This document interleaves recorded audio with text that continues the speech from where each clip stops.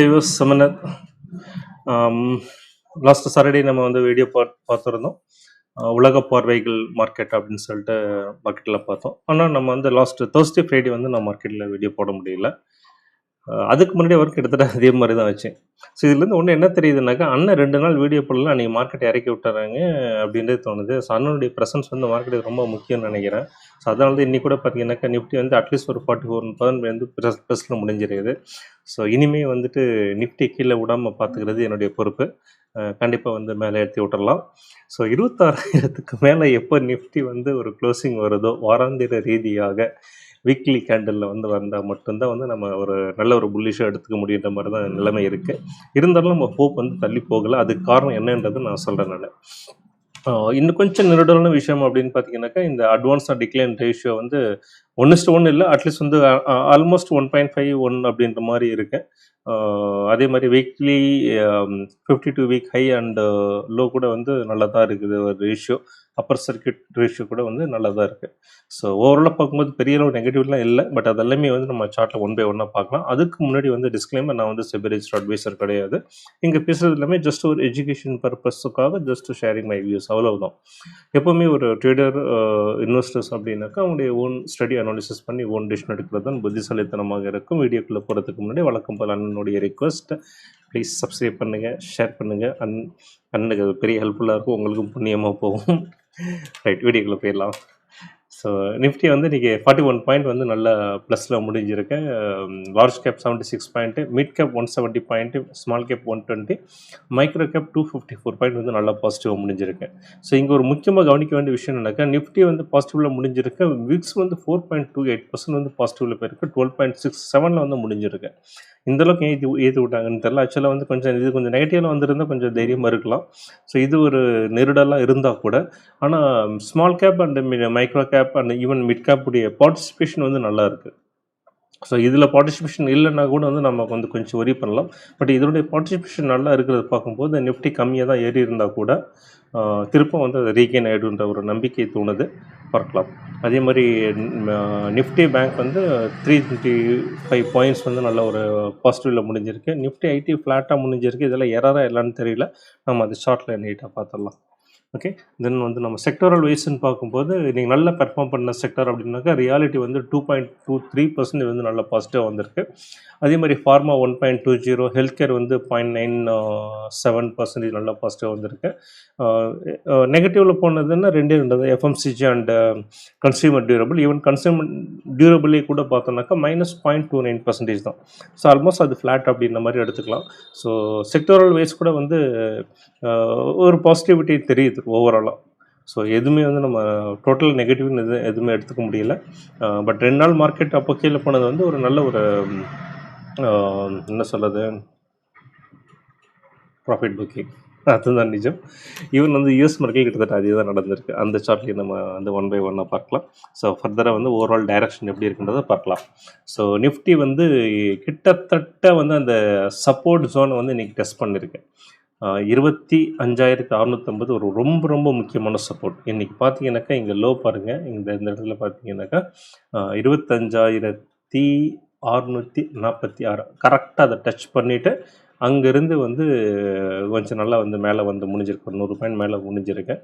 So support test பண்ணியிருக்கேன். நாளைக்கு இந்த சப்போர்ட் பிரேக் ஆச்சுனாக்கா கொஞ்சம் கஷ்டம்தான். அப்படின்றது நாளைக்கு எதாவது பார்க்கலாம். நாளைக்கு முடிஞ்சது அப்புறம் அந்த டீட்டெயிலாக பார்க்கலாம். ஸோ இப்போதைக்கு வரைக்கும் வந்து பெரிய அளவுக்கு ஒளி பண்ணிக்க தேவையில்லை, பார்ப்போம். அதே மாதிரி பேங்க் நிஃப்டி பார்க்கும்போது நல்ல ஒரு பாசிட்டிவ் 325 பாயிண்ட் வந்து நல்லா பாசிட்டிவாக முடிஞ்சிருக்கு. பார்த்தீங்க அப்படின்னாக்கா 57,500 வந்து ஆல்ரெடி திரும்ப சொன்னது நல்ல ஒரு ஸ்ட்ராங் சப்போர்ட். அது பக்கமாக கூட வரல, நல்லாவே வந்து மேலே வந்திருக்கு.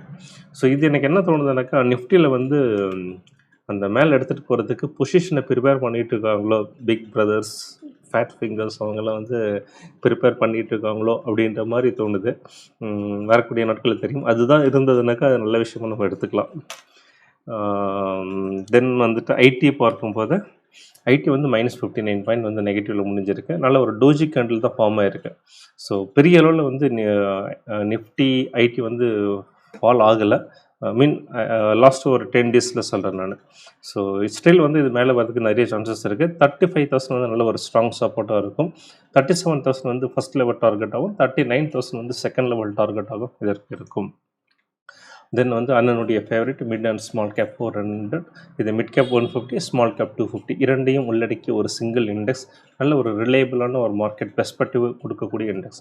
ஸோ இந்த இண்டெக்ஸ் பார்த்தீங்கன்னாக்கா இதுவும் ஒரு ரீசன், ஏன்னா நல்ல ஒரு மொமெண்டம்லேயே தான் இருக்குது, எந்த ஒரு நெகட்டிவிட்டியும் தெரியல.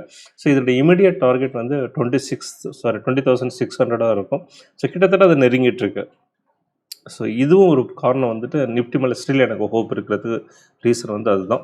ஸோ ஓவராலாக எடுக்கும்போது நம்ம மார்க்கெட் பெரிய அளவில் நெகட்டிவ் ஒன்றும் கிடையாது. அதே மாதிரி பாசிட்டிவிட்டி இன்னும் மவுண்ட் ஆகலை. லாஸ்ட் வீக்லாம் பார்க்கும்போது நல்ல ஒரு பாசிட்டிவாக தோணுச்சு. நான் கூட சொல்லியிருந்தேன் நவம்பர் எண்டுக்குள்ளேருந்து 27,000 வந்து டச் பண்ணுற சான்சஸ் இருக்குது, ப்ரொவைடட் பீகார் எலெக்ஷன் மட்டும்தான் இதுக்கு தடங்களாக இருக்க வாய்ப்பு இருக்குது, அவ்வளோதான். அதுவும் வந்து எக்ஸாக்டாக ஒன்றும் சொல்ல முடியாது. கரண்ட் கவர்மெண்ட் வந்துட்டு ரீட்டைன் பண்ணிட்டாங்க அப்படின்னாக்கா 27,000 ஸ்டில் எனக்கு அந்த ஹோப் இருக்குது, டச் பண்ணும். கிட்டத்தட்ட வந்து இங்கேருந்து வந்து ஒரு 1200 பாயிண்ட் ட்ராவல் பண்ண வேண்டியது இருக்குது நிஃப்டி. பட் அதெல்லாம் பண்ணியிருக்கு ஏற்கனவே. கடந்த காலில் பார்த்தீங்கன்னாக்கா மந்த்லி பேசிஸில் வந்து அந்தளவுக்குலாம் பண்ணியிருக்கு. ஸோ வாய்ப்புகள் இருக்குது, பார்ப்போம். ஸோ இது நம்முடைய மார்க்கெட் நிலவரம். ஸோ யூஎஸ் மார்க்கெட்டுடைய ஸ்டேட்டஸ் எப்படி இருக்குன்றதை பார்த்தலாம். ஸோ பார்க்கும்போது அவங்களுக்கு வந்து நல்ல ஒரு ஆல் டைம் ஹை ஜோன்லேயே தான் இருக்குது. இப்போ நம்ம வந்து கிட்டத்தட்ட ஆல் டைம் ஹை ஜோனில் தான் இருக்குன்னு சொல்லணும். அதே மாதிரி அவங்களுக்கு நல்ல ஒரு ஆல் டைம் ஹை ஜோனில் தான் இருக்குது. ஸோ டவ் வந்துட்டு இந்த ஆல் டைம் ஹை ஜோனை வந்து பிரேக் பண்ணிடுச்சுனாக்கா நல்ல ஒரு மொமெண்டம் வந்து நம்ம எதிர்பார்க்கலாம். ஸோ அதே மாதிரி பார்த்தீங்கன்னாக்கா S&P 500ம் நியர் ஆல் டைம் ஹை ஜோனில், நாஸ்டாக் காம்போசிட் இண்டெக்ஸும் நியர் ஆல் டைம் ஹை ஜோனில் தான் இருக்குது. ஸோ அந்த மார்க்கெட்டில் எந்த ஒரு நெகட்டிவிட்டியும் கிடையாது. ஸோ ஓவராலாக சொல்லியிருந்தேன் லாஸ்ட் வீக்லேயே அந்த என் பார்வையில் உலக சந்தைகள் சொல்லிட்டு சாட்டர்டே வீடியோ போட்டிருந்தேன் இல்லையா, அந்த வீடியோ பார்த்தீங்கன்னாக்கா ஸ்டில் உங்களுக்கு நல்ல ஒரு இது தெரியும். ஐ மீன் பாசிட்டிவிட்டி இருக்கிறது நான் அதில் சொல்லியிருக்கேன். ஸோ அந்த பாசிட்டிவிட்டி ஸ்டில் இருக்குது. ஸோ ஜஸ்ட் ஒரு லாஸ்ட் 2 செஷனில் வந்து நம்ம நெகட்டிவாக போனதை வச்சு வந்து ஓவரால் மார்க்கெட் டைரக்ஷன் வந்து நம்ம என்ன சொல்கிறது சந்தேகப்பட தேவையில்லை. ஸ்டில் ஐ ஹோப் வந்து நல்ல பாசிட்டிவிட்டியாக தான் இருக்குது. பார்ப்போம் வரக்கூடிய நாட்கள் எப்படி இருக்குது அப்படின்றது.